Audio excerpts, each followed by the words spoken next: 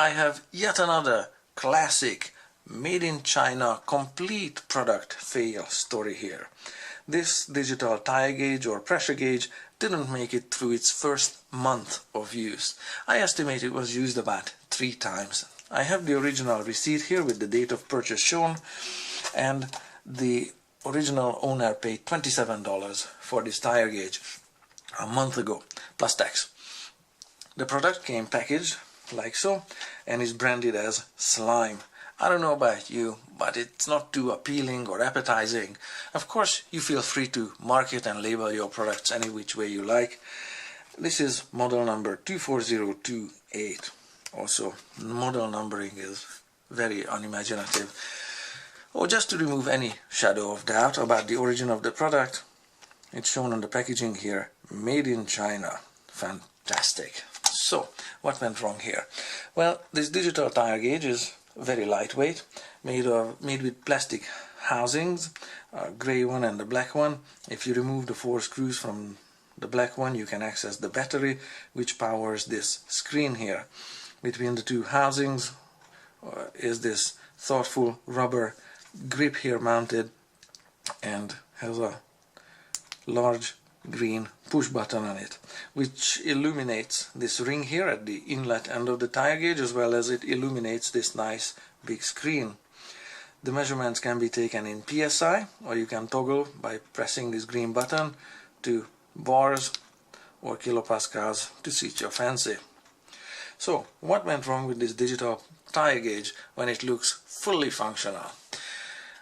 Just bear with me for 1 minute. This was made to work with an automotive style valve, also known as Schrader valve, also mounted on bicycles and motorcycles as well. So, to understand what went wrong with this, just take a look at this for a minute. This valve is made of metal parts here, these brass components here, as well as this rubberized outside that mounts inside the rim. So out of the rim, this much is usually sticking out. Air inside the rim and inside the tire rushes in through this end or at this end, and the brass fitting or pipe that you can see at the bottom of this rubber end here rushes through here and is held in place by a spring-loaded valve. The valve is in the middle there, that shiny part that isn't this brass colored. This can be depressed, and at this point air can rush out from this valve, or can be depressed by an inflator tool, and you can pump air into a tire through this valve if this pin in the middle is depressed. Okay? In order to take a measurement on an existing tire pressure, that pin also needs to be depressed so that the air filling the tire here can rush out on left and right sides of this valve or this pin here. Okay, this pin is actually is a valve, and it just looks like a pin from above, and it's threaded in place. Now, in a tire gauge, there should be a pin that corresponds to the location of this pin here, and you can see that on this tire gauge here, that pin broke out. You can see it cracked out from the middle. It used to be there and is not anymore. In a functional, different, completely analog tire gauge, this is how the pin looks like. You can see that brass pin in the middle of this tire gauge here, completely different brand and is entirely analog. So the location of that pin there corresponds to the location of that pin there, and is accessible. This is threaded components here, and it is solidly mounted in here. It isn't spring-loaded, it doesn't push in, and this white silicone component is just a soft, squishy spacer.